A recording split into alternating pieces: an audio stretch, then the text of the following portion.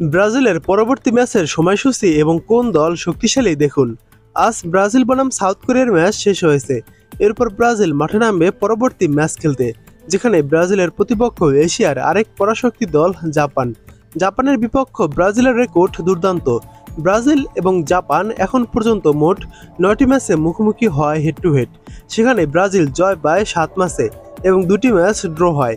Japan এখন পর্যন্ত ব্রাজিলের বিপক্ষে জয় পায়নি। এই 9টি ম্যাচে ব্রাজিল টোটাল গোল করে 26টি। অন্যদিকে জাপান ব্রাজিলের জালে টোটাল গোল করে মাত্র 5টি। ব্রাজিল ফুটবল কনফেডারেশনের সাধারণ সমন্বয়ক রদ্রিগো কায়েতানো জানিয়েছেন যে দক্ষিণ কোরিয়া ও জাপানের বিপক্ষে খেলার পর নভেম্বরে আফ্রিকান কোনো দেশের বিপক্ষে এবং এরপর মার্চ ও জুনে ইউরোপের শীর্ষ পর্যায়ের দলের মুখোমুখি হওয়ার পরিকল্পনা রয়েছে সেলেসাওদের। কায়েতানো ব্যাখ্যা করেছেন যে বিশ্বের বিভিন্ন ফুটবল স্টাইলের দলের বিপক্ষে খেললে খেলোয়াড়দের অভিজ্ঞতা বাড়বে এবং বিশ্বকাপের সম্ভাব্য প্রতিপক্ষদের খেলার ধরন সম্পর্কে একটি স্পষ্ট ধারণা তৈরি হবে, যা তাদের চূড়ান্ত প্রস্তুতির জন্য অত্যন্ত গুরুত্বপূর্ণ।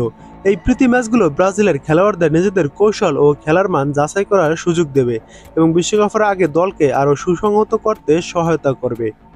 জাপান তাদের সর্বশেষ 5 খেলার ভিতর 3 ম্যাচে জয় পেয়েছে, 1 ম্যাচ ড্র করেছে এবং 1 ম্যাচ হেরেছে। বিপরীতে ব্রাজিল তাদের সর্বশেষ 5 খেলায় 2 ম্যাচে জয় পেয়েছে, 2 ম্যাচ হেরেছে ও 1 ম্যাচ ড্র করেছে।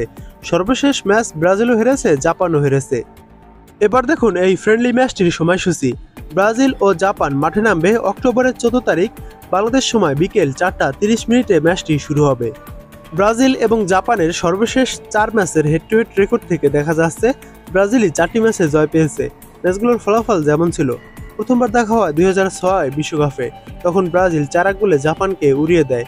দ্বিতীয়বার দেখা হয় 2014 সালে ফ্রেন্ডলি ম্যাচে, তখন 4-0 গোলে জাপানকে হারায় ব্রাজিল। তৃতীয়বার দেখা হয় 2017 সালে ফ্রেন্ডলি ম্যাচে, তখন 3-1 গোলে জাপানকে হারায় ব্রাজিল।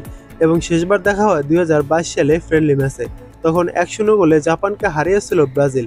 এবার ব্রাজিল ও জাপানের খেলায় কয় শূন্য গোল বা কত গোলে ব্রাজিল জিততে পারে, কমেন্ট করে জানাতে পারেন আপনার মূল্যবান মতামত।